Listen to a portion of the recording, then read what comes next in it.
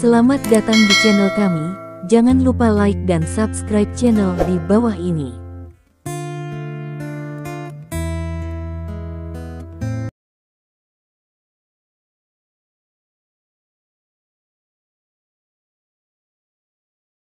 Bab 451. Ke dalam malam. Tian Xinyu meninggalkan restoran setelah berkemas seperti biasa. Dia mengendarai mobil baterai kecilnya dan berjalan dengan hati-hati di sisi jalan, sejauh mungkin dari pusat jalan. Dia mengenakan jaket yang kotor sebelumnya, dan jaket yang diberikan Stephen Lin padanya disimpan olehnya. Baginya, jaket yang bagus dan hangat harus disimpan untuk tahun baru Imlek. Jaket dapat menghalangi angin, tetapi tidak terlalu hangat. Hidung Tian Xinyu meler oleh angin, tetapi dia tidak peduli. Dia memakai lebih sedikit daripada yang lain sejak dia masih kecil, dan itu lebih tahan terhadap pembekuan, dan bahkan jika dia sakit, beberapa dolar obat flu dapat disembuhkan, yang lebih hemat biaya daripada ratusan ribu pakaian. Tian Xinyu mengendarai sepedanya sepanjang jalan kembali ke lantai bawah rumah. Dia mengunci mobil, dan baru saja berbalik, dia melihat beberapa orang berdiri di belakangnya.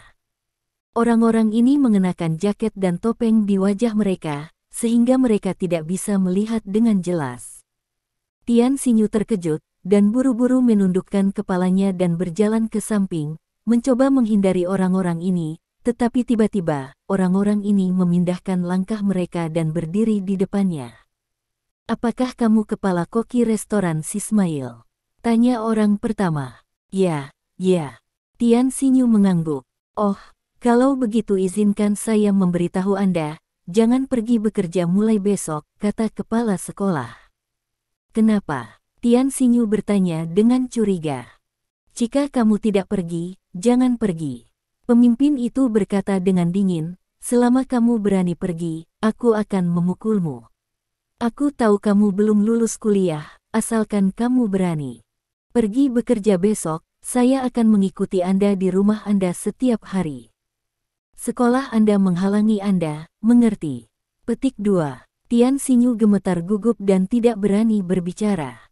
Melihat Tian Xinyu sangat ketakutan, pria yang memimpin sangat puas, dia menyapa beberapa orang di sekitarnya, lalu berbalik dan pergi. Setelah orang-orang ini pergi, Tian Xinyu berlari pulang dengan panik. Di sisi lain, Stephen Lin berjalan keluar dari pemandian bersama Song Siji. "Aku akan pergi ke perusahaan." Song Siji memberitahu Stephen Lin untuk mengucapkan selamat tinggal. "Ingatlah untuk membantuku dengan senjata laser," desak Stephen Lin. "Tidak masalah, aku akan menghubungimu ketika aku kembali," kata Song Siji, berbalik dan masuk ke mobilnya, lalu mengeluarkan ponselnya dan melakukan panggilan. Kakak ketiga, maka Wang Shaohua ingin membeli sejumlah besar senjata laser. Tujuannya adalah untuk pergi ke medan perang di luar wilayah untuk menemukan harta karun. Song Siji menyampaikan apa yang dia katakan kepada Stephen Lin kepada Liu Ruyan di sisi lain ujung telepon. "Kapan dia menginginkannya?" Liu Ruyan bertanya. "Aku tidak mengatakan itu," kata Song Siji. "Periksa latar belakang orang itu lagi. Jika tidak ada masalah besar, Anda dapat mengatur agar saya bertemu dengannya," kata Liu Ruyan. "Oke." Song Siji mengangguk, lalu menutup telepon. "Ini benar-benar masalah besar," Song Siji bergumam diam-diam. Saat ini, semua pikirannya adalah tentang pembelian senjata laser oleh Stephen Lin. Stephen Lin memintanya untuk membantunya berurusan dengan Masan, dan dia untuk sementara melupakannya. Hari berikutnya, Tian Xinyu turun ke bawah setelah berpamitan dengan neneknya di rumah. Di lantai bawah, Tian Xinyu melihat sekeliling dan menemukan bahwa tidak ada sosok orang-orang tadi malam. Dia menghela nafas lega dan mengendarai sepeda motor ke arah restoran. Meskipun dia sangat takut, baginya, pekerjaan yang menguntungkan, bahkan jika dia bisa kehilangan akal kapan saja, dia harus terus melakukannya. Bagaimanapun, kesehatan neneknya selalu buruk, dan dia tidak menginginkannya. Nenek untuk pergi bekerja lagi. Sepanjang jalan ke restoran Sismail, Tian Xinyu buka lebih cepat dari biasanya. Pada saat ini, Toyota Domineering muncul di samping Tian Xinyu. Mobil melaju berdampingan dengan Tian Xinyu, jendela kursi penumpang diturunkan, dan wajah mengenakan topeng muncul di depan Tian Xinyu. Apakah kamu lupa apa yang aku katakan padamu kemarin? Kamu masih berani pergi bekerja, kata kopilot dengan kejam. Tian Xinyu mengendarai mobil, melihat ke depan, dan memutar pedal gas mobil baterai ke bawah. Sial, aku tidak tahu harus berbuat apa. Pukul aku, kata kopilot. Mengikuti kata-kata pria itu, Toyota yang mendominasi membanting setir ke sisi Tian Xinyu. Tian Xinyu terkejut dan buru-buru berbalik untuk menghindarinya. Setelah pertarungan ini, Tian Xinyu bergegas langsung ke jalan di sebelahnya, dan bagian depan mobil berputar dan menabrak salju di sebelahnya. Dengan bunyi gedebuk, salju ditabrak dan terbang, dan tubuh Tian Xinyu juga terbang dari mobil baterai karena inersia, dan kemudian jatuh dengan keras ke tanah. Domineering menginjak pedal gas dan menghilang tepat di depan jalan. Sebelum pukul 9 pagi, Stephen Lin menerima telepon dari manajer. Apa? Orang itu ada di rumah sakit. Apakah tidak apa-apa? Setelah Stephen Lin mendengar kata-kata manajer, dia duduk dari tempat tidur dengan terkejut. Lengan kiri patah, dan sisanya luka kulit, kata manajer. Rumah sakit mana? Saya akan segera pergi ke sana, kata Stephen Lin. Rumah sakit rakyat kota Beijing. Petik 2. Setelah menutup telepon, Stephen Lin segera pergi ke rumah sakit rakyat kota Beijing. Di departemen ortopedi rumah sakit, Stephen Lin melihat Tian Xinyu. Tian Xinyu memiliki gips di satu tangan, dan ada beberapa memar di wajahnya, terlihat sangat malu. Bagaimana situasinya sekarang? Stephen Lin bertanya. Dokter mengatakan bahwa jika Anda menggunakan solusi perbaikan, Anda dapat pulih dalam waktu sekitar 3 hari. Jika Anda hanya menggunakan obat biasa, itu akan memakan waktu lebih dari setengah bulan, kata manajer itu. Kalau begitu gunakan itu, kata Stephen Lin. Tidak perlu. Tian Xinyu menggelengkan kepalanya dengan cepat. Kenapa tidak? Stephen Lin bertanya. Itu terlalu mahal, kata Tian Xinyu. Terlalu mahal. Stephen Lin tertegun sejenak, dan kemudian berkata dengan marah, itu hanya cairan perbaikan, berapa mahal? Anda tidak bisa pergi bekerja selama setengah bulan, apakah Anda tahu berapa banyak saya harus kehilangan? Sebotol solusi perbaikan paling dasar tidak cukup. Harganya 50.000 yuan, sebotol solusi perbaikan yang bisa baik selama 3 hari adalah 100.000 yuan, dan sebotol sehari adalah 300.000 yuan dalam 3 hari, bisik manajer itu. Apakah itu sangat mahal? Stephen Lin bertanya dengan heran. Dia jarang menggunakan cairan perbaikan, dan bahkan jika dia melakukannya, dia tidak pernah peduli dengan harganya, jadi dia tidak tahu bahwa cairan perbaikan itu sangat mahal. Ya, manajer itu mengangguk. Bos, saya hanya memiliki tangan kiri yang patah, tetapi saya masih bisa melakukan sesuatu dengan tangan kanan saya, kata Tian Xinyu sambil mengangkat tangan kanannya. Ada beberapa luka di tangan kanannya, tetapi karena tidak serius, dia hanya menggosok sedikit ramuan merah, tetapi masih terlihat sedikit menyedihkan. Gunakan solusi perbaikan terbaik, kata Stephen Lin kepada dokter. Bos, saya tidak punya uang, kata Tian Xinyu gugup. Kamu jatuh dalam perjalanan ke tempat kerja. Ini cedera yang berhubungan dengan pekerjaan, dan perusahaan akan menggantimu, kata Stephen Lin. Benarkah? Tian Xinyu bertanya dengan curiga. Tentu saja itu benar, apakah aku berbohong padamu? Stephen Lin bertanya dengan wajah tegas. Tian Xinyu memikirkannya dengan hati-hati dan menemukan bahwa Stephen Lin tidak membohonginya. Bagaimana kamu bisa mengendarai mobil ini, dan bagaimana bisa jatuh seperti ini? Stephen Lin memandang Tian Xinyu dan bertanya. Tian Xinyu tidak berani menatap langsung ke mata Stephen Lin, menundukkan kepalanya dan berkata, Aku ingin pergi ke restoran lebih awal, jadi aku naik lebih cepat, dan aku jatuh tanpa memperhatikan. Petik 2. Benarkah? Stephen Lin bertanya pada jalan. Sungguh, sungguh. Tian Xinyu mengangguk cepat. Stephen Lin sedikit mengernyit, Tian Xinyu ini tidak bisa berbohong. Dia bisa melihatnya segera setelah dia berbohong, tetapi dia tidak terus bertanya. Dengan karakter Tian Xinyu, dia tidak perlu memaksanya jika dia tidak mengatakan apa-apa, dan jika dia mendorong terlalu keras, itu mungkin membuatnya takut. Kamu harus istirahat yang baik di rumah sakit beberapa hari ini, jangan lari-lari, mengerti? Stephen Lin bertanya. Aku ingin pulang untuk merawat nenekku, kata Tian Xinyu. Saat menggunakan cairan perbaikan, Anda tidak dapat memiliki gerakan besar, apalagi kerusakan sekunder. Sekarang dingin membeku, dan jika Anda tidak sengaja jatuh lagi, itu akan lebih merepotkan. Serahkan pada saya, nenek Anda, dan saya akan atur seseorang untuk mengurusnya, kata Stephen Lin.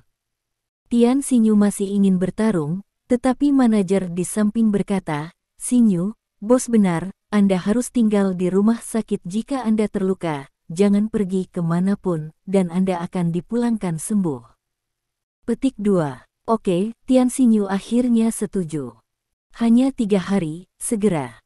Stephen Lin meyakinkan. Oh, Tian Xinyu mengangguk.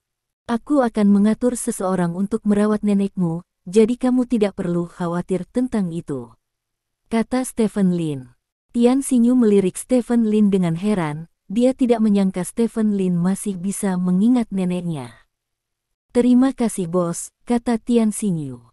Sama-sama. Stephen Lin melambaikan tangannya. Setelah tinggal di rumah sakit sebentar, Stephen Lin pergi, dan dia langsung pergi ke rumah Tian Xinyu. Menurut ingatan, dia datang ke lantai 4 dan mengetuk pintu salah satu kamar. Butuh waktu lama untuk membuka pintu. Begitu pintu terbuka, bau plastik yang kuat keluar. Nenek Tian Xinyu, yang pernah ditemui Stephen Lin sebelumnya, berdiri di belakang pintu, melihat bahwa itu adalah Stephen Lin. Tian Xinyu tampak sangat bahagia, wajahnya berkerut sambil tersenyum. Nenek, aku bos Xinyu. Stephen Lin memperkenalkan dirinya. Nenek Tian Xinyu mengangguk dan bergumam. Ini bukan bahasa Mandarin, tetapi bahasa Manchu yang unik bagi orang-orang Manchu. Ketika Stephen Lin bertemu nenek Tian Xinyu untuk pertama kalinya, dia hanya mendengarnya bergumam, tetapi tidak mengerti apa yang dia katakan. Sekarang sepertinya nenek Tian Xinyu biasa berbicara bahasa Manchu, karena hubungannya terlalu jauh. Stephen Lin bahkan tidak mendengar bahasanya. Stephen Lin tidak menyangka bahwa Tian Xinyu bahkan memiliki darah Manchu. Nenek Tian Xinyu dengan antusias menggandeng tangan Stephen Lin dan berjalan masuk ke dalam rumah. Gaya dekorasi rumah adalah Manchu. Ada beberapa foto lama yang tergantung di dinding. Orang-orang di foto semuanya mengenakan pakaian Manchu, dan yang termuda seharusnya Tian Xinyu. Ini harus ditempatkan 3 atau 400 tahun yang lalu, dan Tian Xinyu diperkirakan seorang gek. Ada kompor di tengah ruang tamu, dengan lem lengket terbakar di atas kompor, dan banyak bunga plastik di sebelahnya. Xinyu diatur olehku untuk melakukan perjalanan bisnis. Ini akan memakan waktu 3 atau 4 hari. Aku akan mengatur seseorang untuk datang dan menjagamu dalam beberapa hari dia pergi. Stephen Lin berkata kepada nenek Tian Xinyu. Aku punya hati, kata nenek sambil tersenyum. Apakah kamu mengerti bahasa Cina? Stephen Lin bertanya dengan heran. Setelah tinggal di dunia orang Han selama bertahun-tahun, saya memahaminya sejak lama, tetapi saya masih suka mengucapkan kata-kata kami sendiri, jawab nenek. Oh, kalau begitu nenek, mari kita bicara tentang Xiao Xinyu. Lagi pula, aku tidak ada hubungannya saat ini. Stephen Lin tersenyum. Nenek Tian Xinyu tersenyum dan mengangguk. Setelah duduk bersama Stephen Lin, dia meraih tangan Stephen Lin dan bercerita banyak tentang Tian Xinyu. Bab 452. Baru saat itulah Stephen Lin tahu bahwa keluarga Tian Xinyu ternyata bertatahkan bendera kuning. Bendera kuning bertatahkan ini adalah yang pertama dari 3 bendera atas dalam 8 klasik, dipimpin oleh kaisar sendiri, itu adalah orang yang paling terhormat di zaman kuno, seperti ini. Tidak banyak cerita tentang Tian Xinyu, karena selain dari identitas Xiang Huangqi, dia juga seorang gadis kecil dari keluarga biasa, tetapi keluarga mereka telah menderita sejak kecil, orang tua. Tian Xinyu meninggal dalam kecelakaan mobil lebih awal, dan setiap 2 tahun, kakeknya juga tertekan dan setia, dia dan neneknya adalah satu-satunya yang tersisa untuk saling bergantung selama bertahun-tahun. Tian Xinyu menyebutkan bahwa Koki memberitahu keluarga hari itu, jadi nenek memiliki kesan yang sangat baik tentang Stephen Lin, dia banyak berbicara dengan Stephen Lin, dan akhirnya bahkan mengeluarkan bendera yang telah disimpan oleh keluarga mereka selama ratusan tahun untuk Lin. Stephen untuk melihat bendera itu, Stephen Lin tahu sekilas bahwa itu adalah bendera bertatahkan bendera kuning, dengan bagian bawah kuning dan batas merah, dan naga tercetak di tengahnya. Benda ini ditempatkan di zaman kuno, itu adalah sesuatu yang bisa membuat Anda menjadi liar, dan itu tidak berharga sekarang. Namun, bagi orang-orang dengan bendera kuning, benda ini mewakili kemuliaan keluarga di masa lalu, dan banyak orang masih menghargainya. Stephen Lin tinggal di rumah Tian Xinyu selama sekitar 1 jam.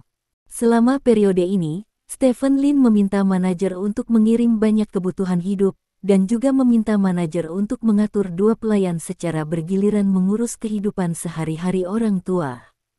Setelah melakukan ini, Stephen Lin meninggalkan rumah Tian Xinyu. Apakah pengawasan di sepanjang jalan menangkap sesuatu?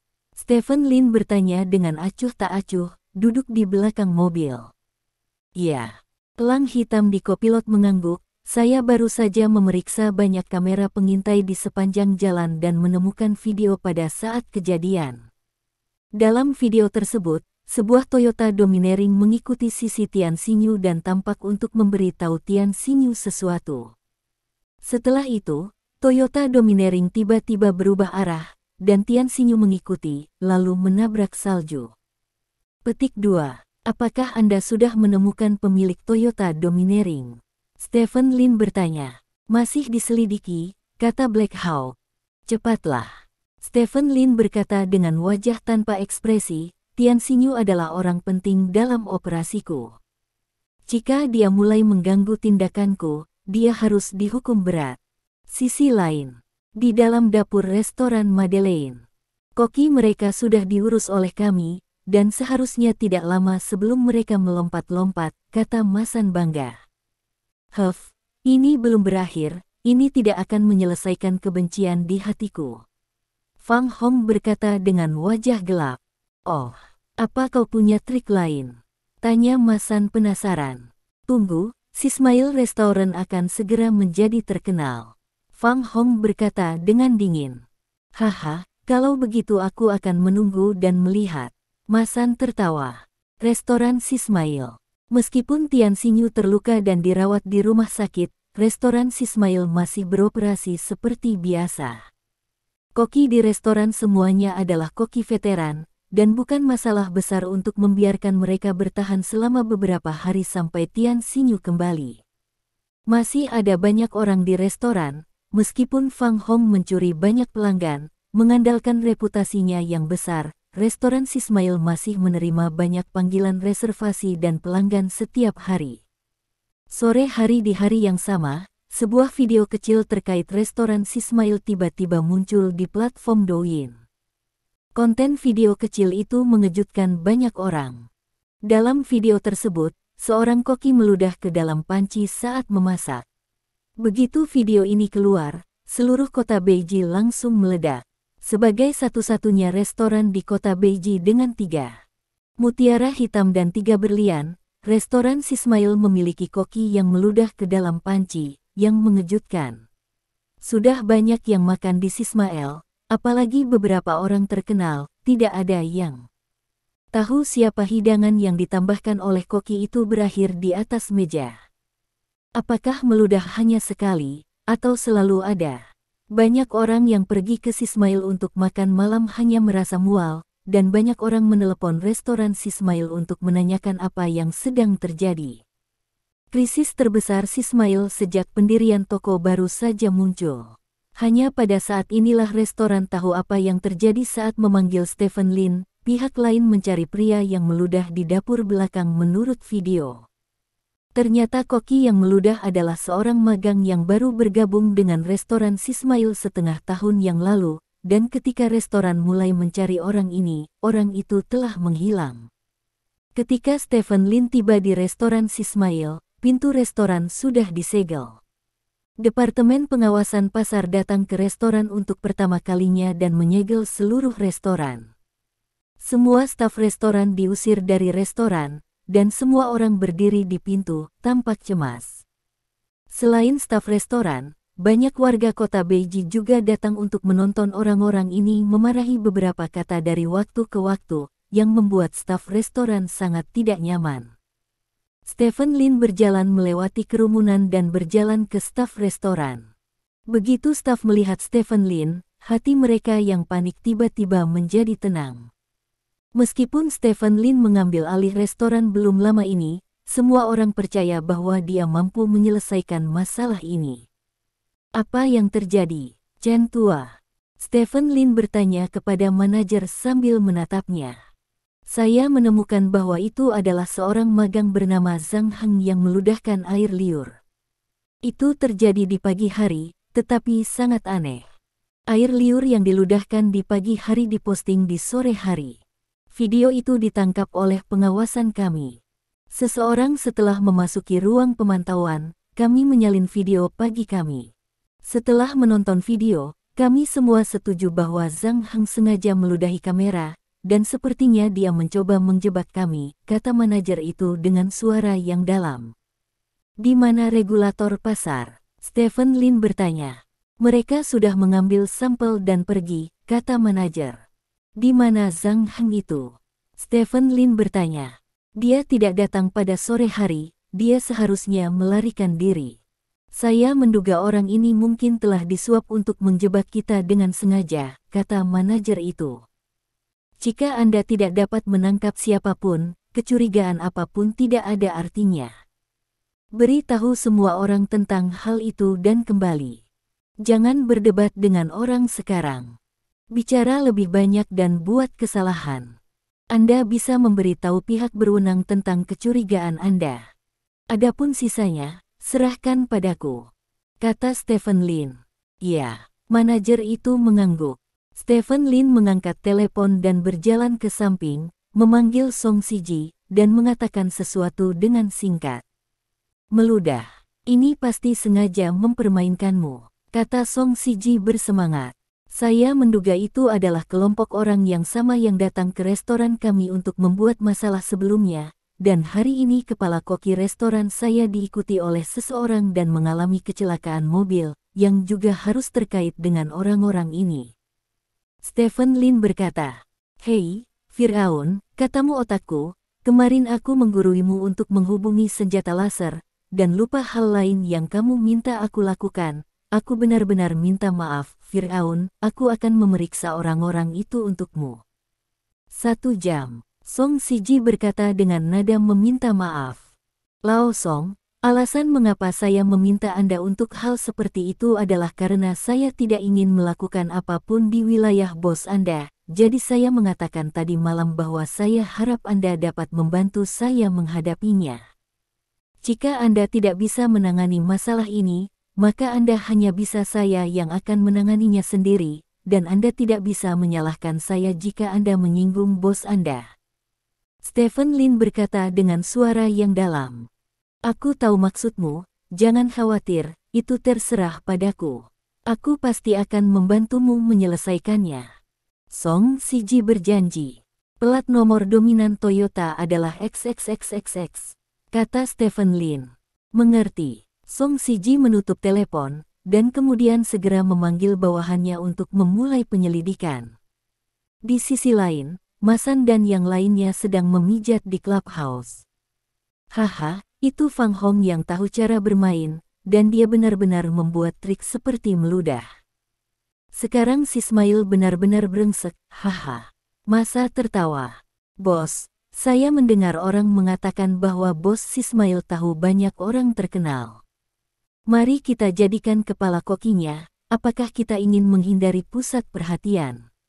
Tanya salah satu bawahannya. Bagaimana kalau mengenalnya? Dia adalah orang asing, bahkan jika dia mengenalnya, siapa yang akan menyinggung saya untuknya? Kami telah berada di perbatasan kota Beiji selama bertahun-tahun, dan tidak ada yang harus memberi kami wajah jika kami tidak mengenalnya. Jangan katakan apa-apa lagi, bahkan jika itu adalah 8 besar King Kong, jadi kita harus menyapa ketika kita melihatnya. Ini adalah kekuatan kita. Kata Masan bangga.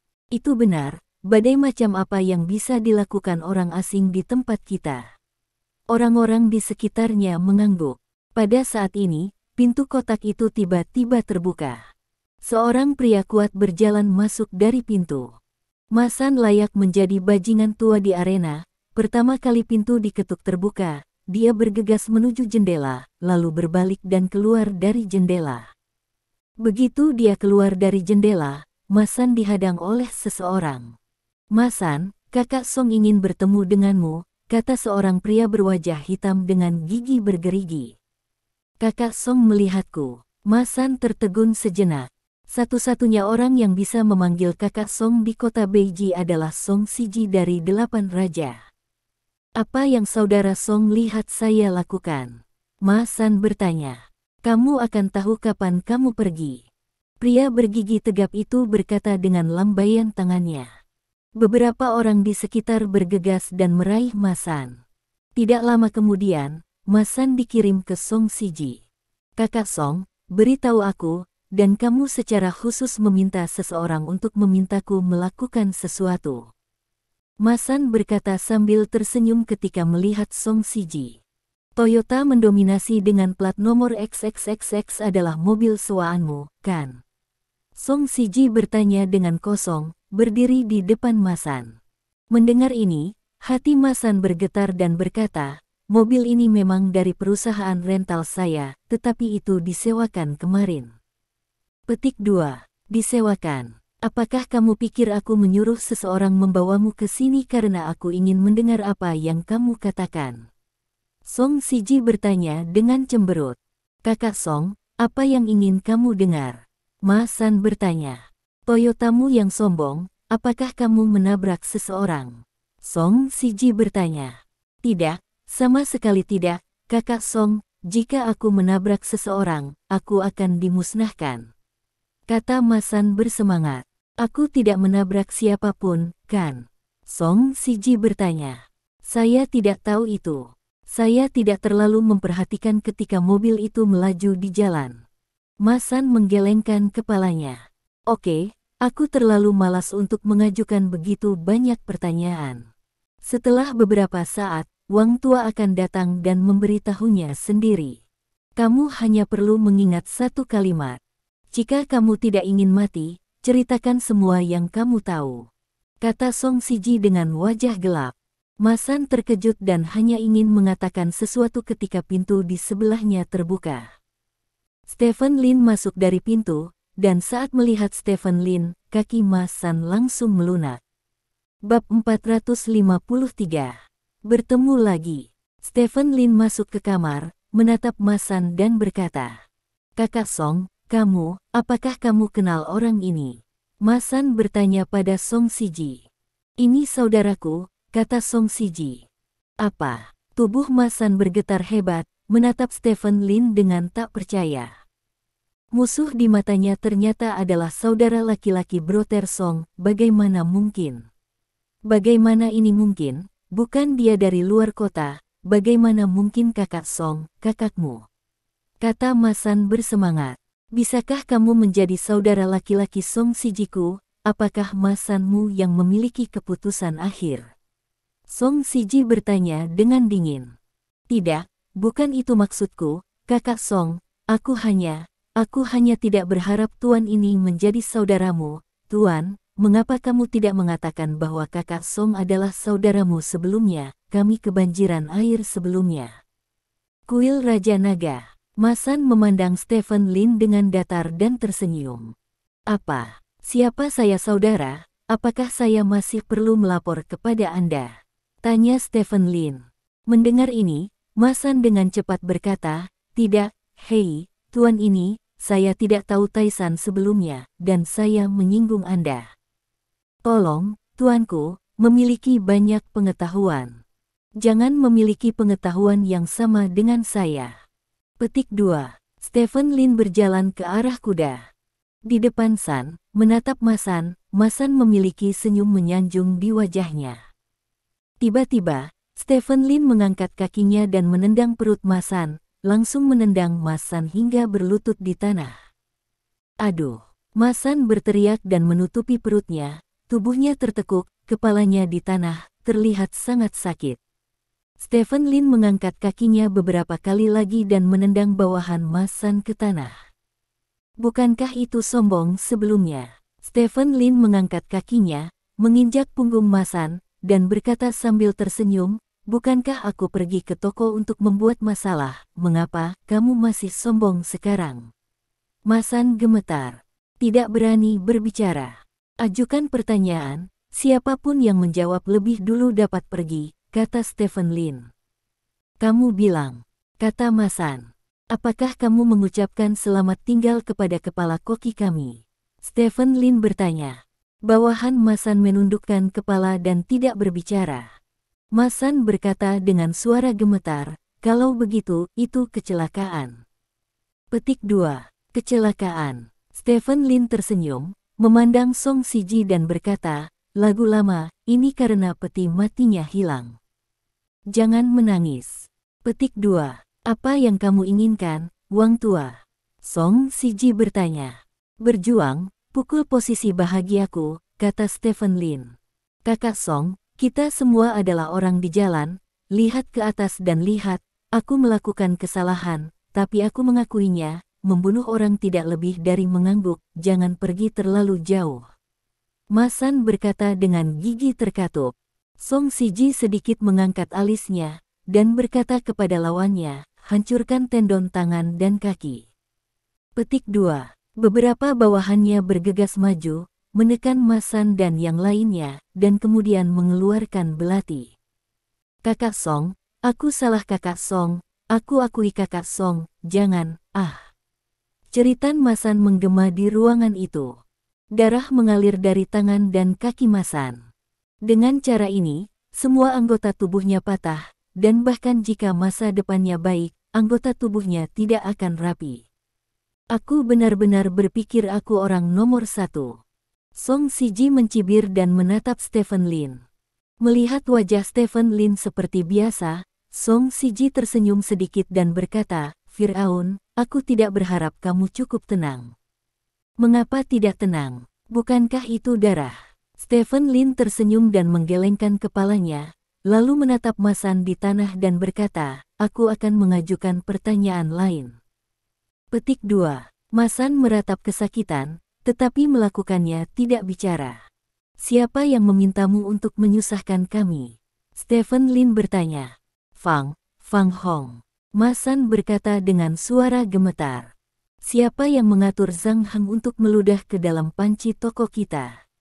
Stephen Lin bertanya lagi. Aku tidak tahu tentang ini, tapi, mungkin itu Fang Hong, kata Masan lagi. Fang Hong. Stephen Lin menggumamkan nama itu, lalu berkata kepada Song Siji, lagu lama, pinjamkan aku beberapa orang. Tidak masalah. Song Siji mengangguk. Saya masih memiliki sesuatu untuk dilakukan, jadi saya akan pergi dulu, bantu saya menangani orang-orang ini, dan saya akan mengundang Anda untuk minum nanti. Kata Stephen Lin. Oke, lakukan pekerjaanmu. Song Siji melambaikan tangannya. Setelah itu, Stephen Lin membawa beberapa anak buah Song Siji dan berbalik untuk pergi. Song, Bos Song, mengapa kamu ingin membantu orang luar seperti ini? Masan bertanya dengan ekspresi menyakitkan, berbaring di tanah. Kenapa? Song Siji berjalan di depan Masan, menatap Masan dan berkata, ini salah satu klien besarku. Jika kamu tidak membantunya, bisakah kamu membantuku? Setelah berbicara, Song Siji menyeringai dan mengangkat wajahnya. Kakinya menghadap Matri ditendang di muka. Masan ditendang hingga pingsan di tempat. Di sisi lain, Madeleine Restoran. Stephen Lin memimpin bawahan Song Si-ji ke restoran Madeleine. Manajer restoran segera datang. "Berapa banyak, Pak?" tanya manajer. Stephen Lin tidak berbicara, dan berjalan langsung ke belakang restoran. Pada saat ini, di dapur belakang, Fang Hong sedang mengobrol dengan beberapa koki. Restoran Sismail sudah pasti selesai. Kalau chef meludah di pot, pasti habis di restoran manapun. Kata Chef A. "Ya, ini mengerikan." Chef B bergema. "Ini adalah takdir untuk menyinggungku." Fang Hong berkata sambil mencibir. "Kepala koki, bukankah masalah ini ada hubungannya denganmu?" Chef A bertanya dengan rasa ingin tahu. "Saya tidak takut memberitahu Anda bahwa saya mengatur seseorang untuk melakukan ini." "Siapa yang membuat pemilik restoran menyinggung saya?" kata Fang Hong. Koki di sekitarnya terkejut ketika mereka mendengar ini. "Apakah kamu tidak takut bos mengetahui dan membalas dendam padamu? Kudengar pemilik restoran Sismail adalah orang yang sangat arogan," kata Chef B. "Apa yang kamu takutkan? Apakah dia punya bukti? Jika kamu tidak mengatakan tidak ada bukti, bagaimana jika ada bukti? Saya telah berada di Sismail selama bertahun-tahun, dan saya belum melihat orang besar, dan orang besar apa yang belum pernah berhubungan. Percaya atau tidak, saya hanya menelepon. Bisakah Anda memukul meja pemimpin kota?" Kemudian Stephen Lin berani datang, dan saya bisa menakuti dia sampai mati dengan melaporkan beberapa nama teman saya, kata Fang Hong dengan bangga. "Fantastis, luar biasa." Para juru masak di sebelahnya tersanjung. Orang asing yang sombong karena dia punya dua uang rusak, sudah waktunya dia melihat kemampuan orang-orang kita di kota Beiji. Pertama-tama, dia akan membuat restoran Sismailnya kotor. Jika dia tidak tahu cara menahan diri sendiri, aku akan mengusirnya dari kota Beiji. Fang Hong berkata dengan bangga. Hembusan napas yang luar biasa, "Apakah kamu akan mengusirku dari kota Beiji?" Suara Stephen Lin tiba-tiba datang dari pintu. Semua orang melihat ke pintu, hanya untuk melihat Stephen Lin dengan rokok di mulutnya, berjalan ke dapur dengan beberapa anak buahnya. Manajer restoran mengikuti Stephen Lin, mencoba menghentikan Stephen Lin, tetapi menemukan bahwa Stephen Lin tidak memberinya kesempatan sama sekali. Melihat bahwa Stephen Lin membawa begitu banyak orang untuk muncul, ekspresi Fang Hong sedikit berubah, tetapi dia tidak segera melarikan diri. "Apa yang kamu lakukan di sini? Kamu tidak diterima di sini," Fang Hong berkata dengan wajah gelap. "Aku di sini untuk berbicara denganmu tentang sesuatu," kata Stephen Lin. "Apa yang harus dibicarakan? Apa lagi yang bisa kita bicarakan? Jika kamu ingin mengakui kesalahanmu dan ingin aku kembali, jangan katakan itu. Aku tidak bisa menerima kesalahanmu dan aku tidak bisa kembali." Hong menggelengkan kepalanya. "Kalau saja aku bisa memiliki setengah dari kepercayaan dirimu, ambillah," kata Stephen Lin ringan. Beberapa anak buah Song Si-ji segera berjalan ke arah Fang Hong dan menguasai Fang Hong.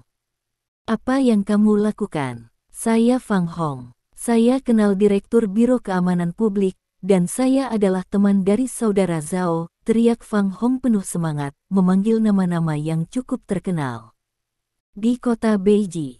Namun, Stephen Lin sepertinya tidak mendengar sepatah kata pun. Dengan sebatang rokok di mulutnya dan tangannya di saku, dia berjalan keluar dari dapur seperti preman. Beberapa anak buahnya menekan Fang Hong untuk keluar, tidak peduli seberapa keras Fang Hong berjuang, itu tidak berguna. Para koki di dapur saling memandang dengan cemas. Sebelumnya, Fang Hong mengatakan bahwa beberapa nama dapat menakuti Stephen Lin sampai mati, tetapi sekarang, nama-nama itu tampaknya tidak berfungsi sama sekali. Fang Hong dibawa keluar dari restoran Madeleine dengan cara ini. Stephen Lin tidak membawa Fang Hong terlalu jauh, jadi dia membawanya ke gang terdekat tanpa siapapun. "Kalahkan." Stephen Lin memberi perintah pada bawahan Song Siji tanpa mengajukan pertanyaan. Anak buah Song Siji segera memukuli Fang Hong. Fang Hong yang malang, meneriakkan nama-nama semua orang omong kosong, tetapi tidak ada gunanya, dia diblokir di sudut dan dipukuli. Setelah pemukulan hampir selesai, Stephen Lin berjalan ke arah Fang Hong dan berkata, "Aku punya satu hal untukmu. Apakah kamu mengatur agar koki di restoran Sismail meludah?" Kepala dan berkata, "Bagaimana ini bisa diatur oleh saya bukan orang seperti itu." Sepertinya pertarungan tidak cukup, terus bertarung. Stephen Lin melambaikan tangannya dan berkata, "Jika kamu berani memukulku, teman-temanku tidak akan membiarkanmu pergi." Aku juga tahu kamar dagang Beiji. Sebelum Fang Hong menyelesaikan kata-katanya, anak buah Song Siji di sebelahnya melangkah maju dan memukuli Fang Hong lagi. Berhenti sebentar. Kali ini, hidung Fang Hong bengkok, dan ada 2 suntikan darah yang tergantung di bawah hidungnya, yang sangat menyedihkan. "Bisakah kamu mengatakan yang sebenarnya?" Stephen Lin bertanya. "Tidak, aku tidak. Kamu berani berada di sini, pukul aku. Aku belum selesai denganmu. Aku masih tahu." Fang Hong bergetar kepalanya dan berkata sebentar. "Bertarung lagi," kata Stephen Lin. Itu adalah pemukulan gemuk lainnya, dan Fang Hong, yang dipukuli, merosot di sudut dan tidak bisa lagi berdiri. "Bisakah kamu mengatakan yang sebenarnya?" Stephen Lin bertanya lagi. Aku berkata. Fang Hong akhirnya tidak bisa menahannya, dan berkata dengan suara gemetar, "Zhang Heng diatur olehku. Aku memberi Zhang Heng sejumlah uang untuk diludahkan ke dalam panci." "Bukti apa?" Stephen Lin bertanya. "Ya, ada catatan transfer, hanya di ponsel saya," kata Fang Hong. Stephen Lin menemukan ponsel Fang Hong, dan kemudian membuka catatan transfer, dan menemukan bahwa ada transfer 50.000 yuan. "Tidak buruk." Stephen Lin mengangguk. Fang Hong berkata, "Panggil Zhang Heng dan biarkan dia datang kepadamu." Petik 2. Oke. Fang Hong tidak berani melawan, dan mengangguk lagi dan lagi, dia benar-benar dipukuli. "Saya khawatir, Stephen Lin ini seperti Erlengzi, tidak peduli siapa namanya, tidak ada gunanya, dia hanya bisa mengakuinya." Faktanya, Fang Hong selalu tidak takut pada Stephen Lin, dia juga tidak takut Stephen Lin akan tahu bahwa dia ada di belakang layar, karena dia telah mengenal terlalu banyak orang berbakat selama bertahun-tahun sebagai koki, dan begitu banyak orang selalu bisa membuat Stephen Lin cemburu. "Saya tidak berharap Stephen Lin menjadi seperti ini gila, tidak ada yang takut, tidak ada wajah yang diberikan. Dia merasa seperti telah menendang pelat besi kali ini." Bab 454. Fang Hong mengirim pesan ke Zhang Heng, mengatakan bahwa dia sedang mencari sesuatu dan memintanya untuk datang. Zhang Heng setuju tanpa berpikir, dan muncul di depan Fang Hong 10 menit kemudian. Stephen Lin langsung memimpin seseorang untuk memblokir Zhang Heng.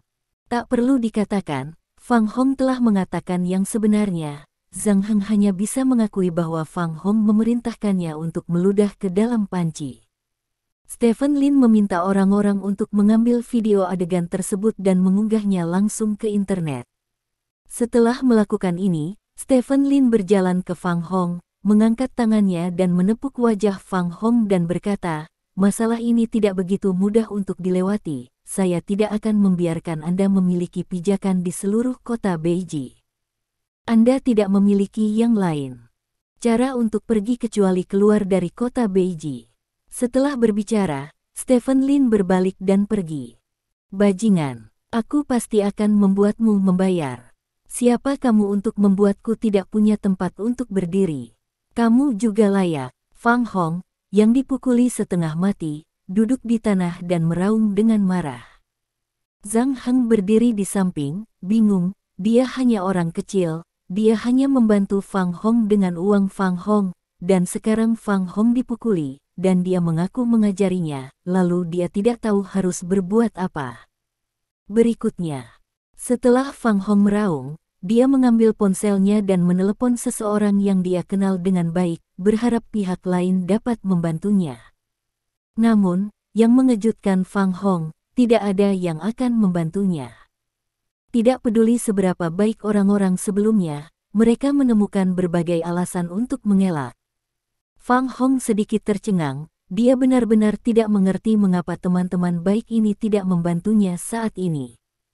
Di bawah pertanyaannya yang berulang-ulang, seorang teman baiknya mengatakan yang sebenarnya. Ternyata barusan, Song Siji, salah satu dari 8 Raja Lin Mo, telah angkat bicara, mengatakan bahwa siapapun yang berani membantu Fang Hong adalah melawan Song Siji. Karakter seperti apa Song Siji? Dia adalah orang terkenal di 3 provinsi timur. Dia sudah membuka mulutnya. Siapa yang berani membantu Fang Hong? Apa yang terjadi? Mengapa ini terjadi? Fang Hong berputar, dia tidak berharap Song Siji membantu Stephen Lin. Setelah beristirahat sebentar, Fang Hong memanggil Masan dengan gemetar. Di matanya, Masan adalah seorang pria di jalan, dan Masan mengatakan bahwa dia dan Song Siji adalah teman baik, jadi itu harus dapat membantunya. Telepon tersambung, namun bukan Masan yang menjawab panggilan, melainkan istri Masan. Tendon Masan dipatahkan oleh Song Siji. Ketika Fang Hong mendengar apa yang dikatakan istri Masan, dia berkeringat dingin. Dia juga ingin Masan berbicara dengan Song Siji, tetapi dia tidak menyangka Song Siji mematahkan tendon Masan. Apa artinya ini? Ini menunjukkan bahwa Song Siji pasti ada di pihak pemilik restoran Sismail. Fang Hong juga memikirkan hal ini, jadi dia sangat ketakutan hingga berkeringat dingin. Dia tidak pernah menyangka bahwa pemilik restoran Sismail akan begitu kuat. Dia awalnya berpikir bahwa pemiliknya lebih kaya, tetapi dia tidak pernah berpikir bahwa selain kaya, dia bisa memiliki hubungan yang begitu buruk. Apa asal-usul orang asing ini? Dengan bantuan Zhang Heng, Fang Hong terlatih-tatih keluar dari gang. Berdiri di pintu masuk gang, Fang Hong ragu-ragu lagi dan lagi, tetapi masih tidak memanggil polisi. Jika Anda tidak menelepon polisi, lalu lihat ke belakang dan tanyakan hubungannya, segalanya mungkin berubah menjadi lebih baik. Jika Anda memanggil polisi, itu sama saja dengan melawan Song Siji, dan itu akan sangat sulit di kota Beiji. Apa yang dipikirkan Fang Hong benar, tetapi perkembangannya tidak tergantung padanya. Masalah meludah Zhang Heng di pot sebelumnya telah berkembang dan membentuk opini publik yang besar, tetapi sekarang, Zhang Heng dan dia sama-sama mengakui bahwa meludah adalah kolaborasi antara keduanya, dan tren opini publik tiba-tiba berubah. Restoran Sismail, dan sekarang targetnya langsung pada Zhang Heng dan Fang Hong. Tidak butuh waktu lama bagi polisi untuk menemukan keduanya dan membawa mereka ke kantor polisi. Setelah itu, restoran Madeleine secara sepihak mengumumkan pemecatan Fang Hong. Pada saat yang sama, Asosiasi Koki Kota Beiji juga mengusir Fang Hong dan menskorsnya sertifikat kualifikasi koki Fang Hong yang diperoleh sebelumnya, juga merampas kehormatan Fang Hong. Seluruh industri catering di kota Beiji telah bersatu untuk memboikot Fang Hong. Bahkan jika Fang Hong keluar dari kantor polisi nanti, tidak ada perusahaan catering yang akan mengundangnya. Dengan cara ini, hal ini cukup untuk menumbangkan restoran Barat Sismer, hanya butuh 5 atau 6 jam dari penampilan di pagi hari hingga solusi sempurna di sore hari. Tentu saja pihak restoran Sismail bertanggung jawab atas kelalaian manajemen dalam hal ini, sehingga didenda puluhan ribu rupiah. Namun bagi para tamu yang makan, hal yang meludah itu sengaja dijebak oleh orang lain, artinya tidak ada hal seperti itu sebelumnya. Jadi tentu saja semua orang tidak akan merasa jijik. Restoran Sismail diperintahkan tutup selama 3 hari untuk perbaikan. Ini tampaknya menjadi nomor tetap dalam kegelapan. Tian Xinyu hanya harus istirahat selama 3 hari karena lengannya patah, dan restoran Sismail baru saja tutup selama 3 hari. Stephen Lin, kelas lama, cukup murah hati, setelah 3 hari penutupan, dia langsung meminta agen perjalanan untuk mengirim lusinan orang di perusahaan untuk bepergian, dan dia masih bepergian dengan bayaran. Sekarang seluruh toko penuh dengan pujian untuk Stephen Lin. Meskipun Stephen Lin sombong, dia memiliki kemampuan dan tanggung jawab. Bos seperti itu sangat langka. Bagi Stephen Lin, insiden ini sebenarnya adalah masalah yang sangat kecil, dan hanya dapat dianggap sebagai episode kecil. Setelah mengetahui hal seperti itu, dia tidak perlu berpikir terlalu banyak untuk menyelesaikannya dengan sempurna. Mungkin ini perbedaan tata letaknya. Bagi orang-orang di restoran, semua orang linglung setelah kejadian ini, bahkan manajer tidak tahu harus berbuat apa, tetapi Stephen Lin melihat inti masalah secara sekilas. Lalu selesaikan dengan cara yang sangat sederhana dan langsung. Tidak ada rasa pencapaian sama sekali, kata Stephen Lin sambil berbaring di sofa. Elang hitam dan singa jantan di samping saling memandang. Setelah bergaul selama beberapa hari, mereka menemukan bahwa Stephen Lin jauh lebih pintar dari yang mereka kira. Black Hawk sedikit khawatir, apakah Stephen Lin yang begitu pintar benar-benar mempercayai mereka berdua. Ayo pesan meja di malam hari. Aku ingin mengundang Song Siji untuk makan malam, kata Stephen Lin. Ya, Black Hawk mengangguk. Pada malam hari, sebuah hotel di kota Beiji. Stephen Lin menyiapkan meja dan menghibur Song Siji. Akan ada tamu yang datang nanti. Song Siji berbisik kepada Stephen Lin setelah tiba di kamar pribadi Stephen Lin. Beraninya kamu datang lebih lambat dari kamu dengan tamu sebesar itu. Stephen Lin bertanya dengan rasa ingin tahu. Tamu besar, Song Siji berkata dengan misterius.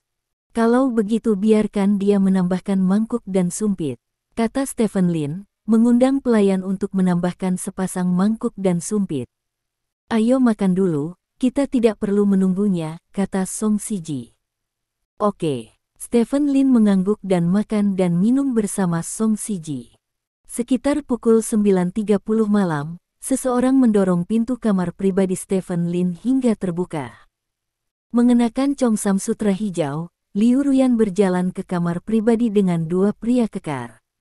Melihat Liu Ruyan, Song Siji buru-buru berdiri, mengangguk dan menyapa, kakak ketiga. Petik 2. Apakah ini saudari ketiga legendaris Liu? Stephen Lin bangkit dan bertanya dengan heran. Itu benar. Wang tua, ini adalah saudara perempuan ketiga Liu yang paling cantik di 3 provinsi timurku. Song Siji berkata sambil tersenyum. Ekspresi Liu Ruyan sangat acuh tak acuh. Setelah berjalan ke dalam kotak, dia melirik Stephen Lin dan berkata, Liuer sering berbicara tentangmu, dan aku kebetulan menghibur di sini pada malam hari, jadi aku datang menemuimu. Broter Song lelah.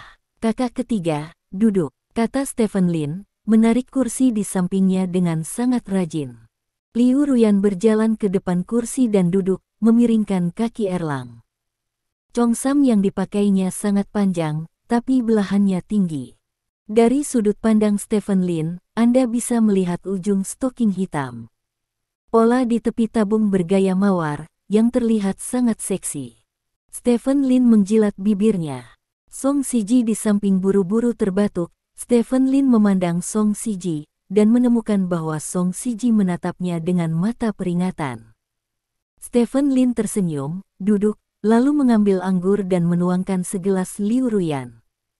Dikatakan bahwa kakak ketiga Liu seindah bunga.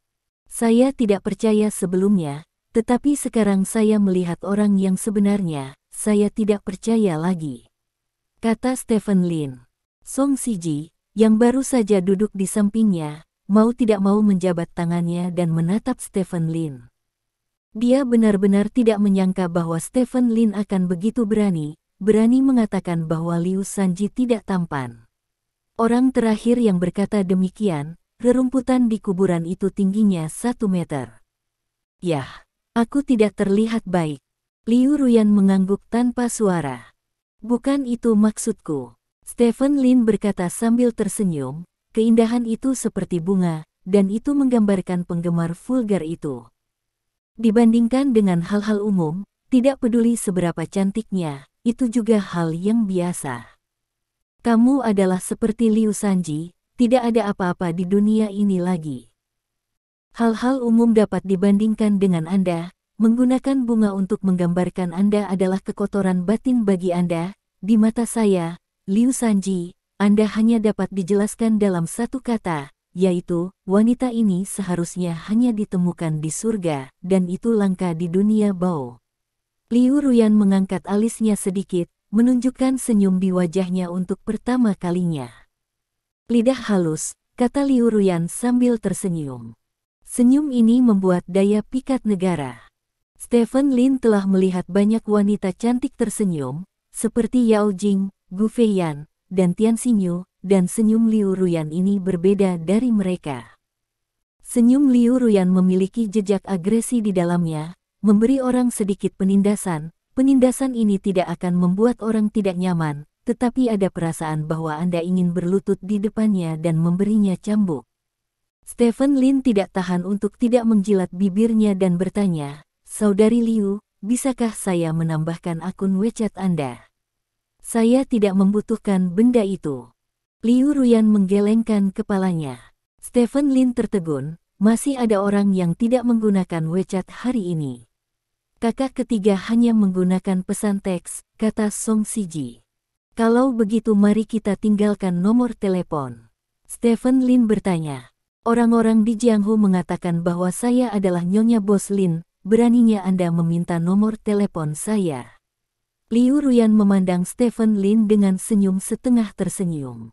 Apakah itu benar atau salah? Stephen Lin bertanya dengan rasa ingin tahu. Batuk, Pak Tua. Jangan banyak bertanya. Song Siji terbatuk 2 kali. Stephen Lin tersenyum, mengeluarkan ponselnya dari sakunya dan meletakkannya di depan Liu Ruyan, dan berkata, "Liu Sanji, saya berani memintanya, apakah Anda berani memberikannya?" Melihat ponsel Stephen Lin, Liu Ruyan berkata mata sedikit menyala. Dia sudah lama tidak melihat pria yang menarik seperti Stephen Lin. Bab 455.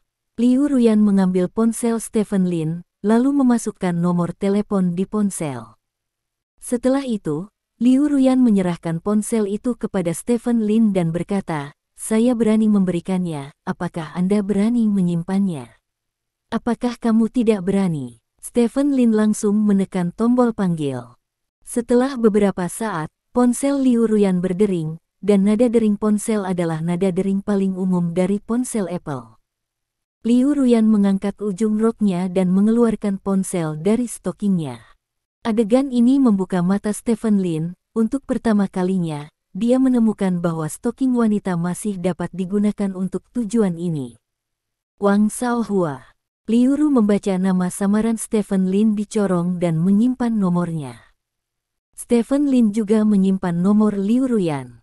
Song Siji di samping memandangnya dengan keringat dingin. Akhir-akhir ini, benar-benar tidak ada orang yang berani menanyakan nomor telepon Liu Ruyan seperti ini, dan Liu Ruyan masih dapat memberikan nomornya, bahkan lebih sedikit. Dia benar-benar khawatir bahwa Liu Ruyan akan marah, dia langsung menyeka Stephen Lin. Di antara 8 raja, keberadaan Liu Ruyan adalah yang paling unik. Pertama, karena dia seorang wanita, dia tidak cantik, dan memiliki banyak skandal dengan Lin Mo. Di sisi lain, itu juga karena kepribadian eksentrik Liu Ruyan. Dia masih bisa berbicara denganmu secara normal, dan dia mungkin bisa menusuk dadamu dengan belati di saat berikutnya. Karakter seperti itu, bahkan orang lain di 8 raja besar, cukup takut bagaimana Stephen Lin bisa begitu berani kepada Liu Ruyan hari ini. "Anggur apa yang diminum saudari ketiga?" Stephen Lin bertanya. "Sopan memanggilku kakak. Kamu lebih tua dariku, panggil saja aku Ruyan," kata Liu Ruyan ringan. "Tidak apa-apa." Stephen Lin mengangguk, lalu mengambil anggur putih di atas meja dan berkata, "Kalau begitu aku akan mengambil keputusan sendiri dan memutihkannya untukmu." Petik 2. Liu Ruyan tidak berbicara, Stephen Lin tidak peduli, dan memberikannya kepada Liu Ruyan. Ruyan menambahkan segelas anggur. "Saya merasa terhormat melihat Anda Ruyan untuk pertama kalinya. Ayo, minumlah." kata Stephen Lin, mengangkat gelasnya. Liu Ruyan mengambil gelas anggur, membawa gelas ke depan gelas Stephen Lin dan membuat gerakan denting, dan kemudian memblokir tangan yang memegang gelas anggur dengan satu tangan, dan meminum anggur di gelas. Stephen Lin tidak terlalu memperhatikannya, jadi dia menghabiskan minumannya dengan susah payah. Apakah Ruyan punya anak? Stephen Lin tiba-tiba bertanya. Song Siji, yang sedang minum air, tidak bisa menahan dan memuntahkan anggur di mulutnya.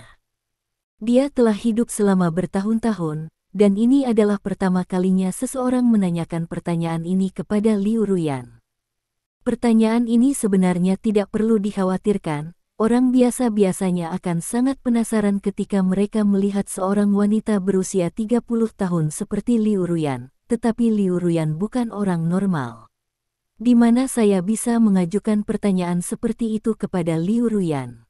Kenapa? Apa yang salah dengan apa yang saya tanyakan? Stephen Lin bertanya. Ini, Wang Tua, kamu terlalu sensitif untuk menanyakan ini begitu kamu membuka mulut. Song Siji mencoba menghentikan Stephen Lin. Namun, Stephen Lin berkata pada dirinya sendiri, apa yang begitu sensitif tentang ini? Ruyan berusia 30-an. Bukankah normal memiliki anak? Saya kebetulan punya anak, jadi mari kita bicarakan. Song Siji menutupi tak berdaya. Hidup di dahinya. Aku terlihat sangat muda. Liu Ruyan bertanya dengan rasa ingin tahu. Tidak ada kemarahan di wajahnya, yang membuat Song Siji agak lega. Ini tidak tua, ini pesona unik wanita dewasa. Stephen Lin berkata dengan sungguh-sungguh. Liu Ruyan memandang Stephen Lin dan menemukan bahwa Stephen Lin benar-benar serius, tidak seperti bercanda dengannya. Saya tidak menyangka bahwa saya terlihat sangat tua, kata Liu Ruyan sedih. Apakah kamu belum 30? Stephen Lin bertanya dengan heran. Kakak ketiga baru berusia 29 tahun ini, kata Song Siji cepat. Stephen Lin sedikit malu, dan berkata, ini, hanya saja gaunmu sedikit lebih dewasa, sebenarnya kamu masih terlihat sangat lembut. Tua. Liu Ruyan menggoda. Menjentikkan rambut panjangnya, dia berkata dengan ringan, mungkin ini adalah pembalasan untuk mengambil jalan ini. Petik 2. Tidak tua sama sekali. Sama seperti Anda, bahkan jika Anda mengenakan seragam JK dan berkata kamu berusia 18 tahun, orang akan mempercayainya. Kata Stephen Lin. Kamu berbohong, itu sangat menjengkelkan, kata Liu Ruyan dengan cemberut. Kalau begitu kamu benar-benar bijak dan cerdas. Kamu bisa memberitahuku jika aku berbohong. Sungguh menakjubkan. Stephen Lin berkata sambil mengacungkan jempol. Saya pikir Anda akan membela, tetapi saya tidak berharap Anda mengakuinya, kata Liu Ruyan dengan terkejut. Apa yang harus dibenarkan? Ayo, minum, semuanya ada di dalam anggur, kata Stephen Lin, menambahkan segelas anggur lagi ke Liu Ruyan, dan kemudian dia mengambil inisiatif untuk meminum anggurnya sendiri terlebih dahulu. Liu Ruyan mengambil gelas anggur dan selesai minum seperti sebelumnya. Song Siji di samping sedikit terkejut. Liu Ruyan jarang minum. Dia hanya minum satu kali dengan teman-temannya. Dengan saudara laki-laki di 8 Raja, dia minum paling banyak 2 minuman. Hanya dengan Lin Mo, dia hanya minum 3 kali. Sekarang dia telah minum 2 kali dengan Stephen Lin, yang berarti di mata Liu Ruyan, Stephen Lin tidak berbeda dengan 8 raja lainnya. Song Siji melirik Liu Ruyan dengan curiga, tidak mengerti mengapa Liu Ruyan mengetahui nasibnya pada Lin seperti ini. Stephen Lin tidak tahu kebiasaan Liu Ruyan, jadi dia menuangkan segelas anggur ketiga untuk Liu Ruyan, tetapi Liu Ruyan tidak menghentikannya. Mari kita makan. Stephen Lin dengan hangat menyajikan daging babi rebus untuk Liu Ruyan.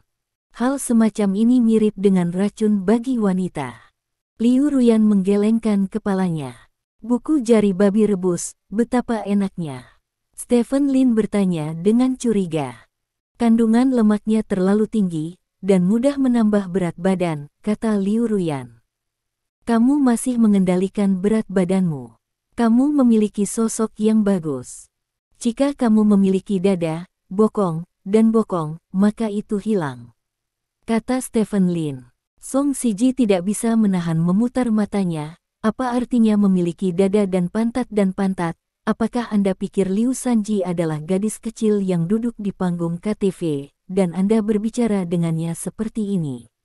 Ketika Liu Ruyan mendengar kata-kata Stephen Lin, dia sedikit mengernyit dan tampak sedikit marah. Dulu, ada seseorang yang mengatakan hal yang sama denganmu tentang dada dan pantatku. Apakah kamu tahu apa yang terjadi padanya nanti? Liu Ruyan bertanya. Bagaimana kabarnya? Stephen Lin bertanya dengan rasa ingin tahu. Matanya dicungkil, telinganya dipotong, lidahnya dicabut, dan mulutnya dijahit, kata Liu Ruyan. Oh, kata Stephen Lin, menunjuk ke mangkuk Liu Ruyan dan berkata, cobalah.